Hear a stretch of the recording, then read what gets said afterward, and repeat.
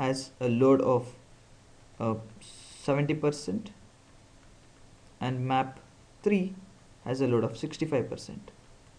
So the load tendency was, assume that it was load increase tendency and load increase tendency. Then this access router will select map 3. Even though the map was this one, now it will select this map. Sorry, if both were load increase tendency, then it might have selected this map only. If this was load decrease tendency, the map would have changed to map 3. So there is a possibility in DEMAPS that the maps, even though at higher level, may be changed to lower level. This happens only when there is a high load in the maps. This may not be the case because they need to select a beta range. So assume that the beta is 70%. That is, after 70%, even though the map is at mobile node is at the higher level, then it can be brought to lower level. If at the same case, if it was like load tendency and map 1 and map 3, if the map 1 was 69% and 65% and it had load increase and load decrease tendency, then map 1 was the old map, so the old map would have remained as it is, because the operators can select the map when should DMAP be activated. It's like not activated all the time, it's activated after a certain load, because you have seen the disadvantage of DMAP. What happens is it changes the map from top to bottom, even though it was a mobile node was registered at the top end. If it changes to bottom end, then again the mobile node should send the binding update message to control node, a correspondent node, and the home network, because when it had a handoff from this point to this point, this map was selected and the mobile node will send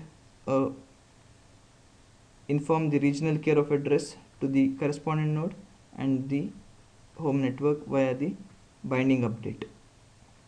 And when the handoff occurred from here to here, even though it was under this map, if the mobile if due to DMAPS it had to select this map, so again it will send the regional care of address. This happens only after the mobile nodes have some load, like more than 70%. Even that is selected by the network operators, when should DMAPS be activated. In the other case, if the load is below 70%, then they say, okay, that's fine, I don't want DMAPS, let it be as previous, otherwise we have a disadvantage here. So it may be a bit confusing, but yeah, this is how DMAPS work. The advantage is when the load is high.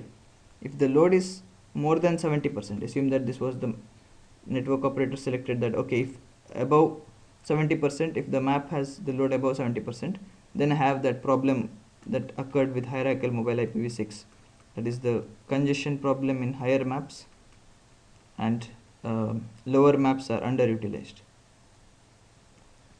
This was the problem in hierarchical mobile IPv6, but change of maps is a problem in DMAPS. So what they do is they select DMAPS only after 70%, so load in the map. That time it will solve the problem of congestion and underutilization of the maps, because the mobile nodes that were in the top map are brought down to the lower maps. That will reduce underutilization and congestion. So that's how DMAP solves the problem of underutilization and congestion. So I think now you know why we had to bring the mobile node that was registered in the higher map to the lower map. And assume that the mobile node moves to this one, and this one finds that, okay, this map is the suitable map. This access router selects this map to be suitable map, so the mobile node will not send the regional care of address and the to the home network and the correspondent node. When the mobile node comes here, now this access router has three options, this, and this. It will select one of them based on the load tendency and the load of each map. Assume that this map was selected based on the load tendency, then the new regional care of address will be sent to correspondent node and the home network, because the previous map was this one and this is the new map. So the map selected by the access router is called as optimal map, because it selects based on the load tendency and the current load. So it's called the optimal map. And the map that the mobile node registered previously, that this map, is called the previous map. So P map and O map. So remember that thing. So when a mobile node comes here, assume that this access router has these three options and it says this is the optimal map, that is, this is the best map. Then the previous map that was at this access router for this mobile node is this. So let me assume this is map 0. So map 0, and the optimal map that is selected by this access router, that is O map, is also map 0. So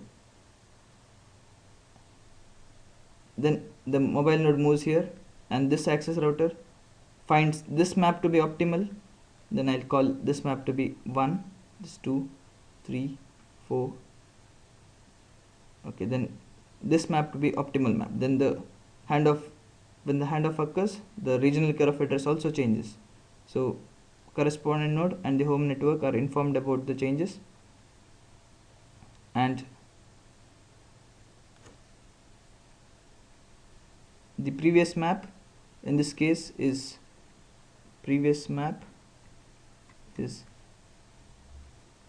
this one, map 0. So it's map 0, and the new map is this one, that is the optimal map selected by the access router is map 1. So now why am I telling about previous map and optimal map?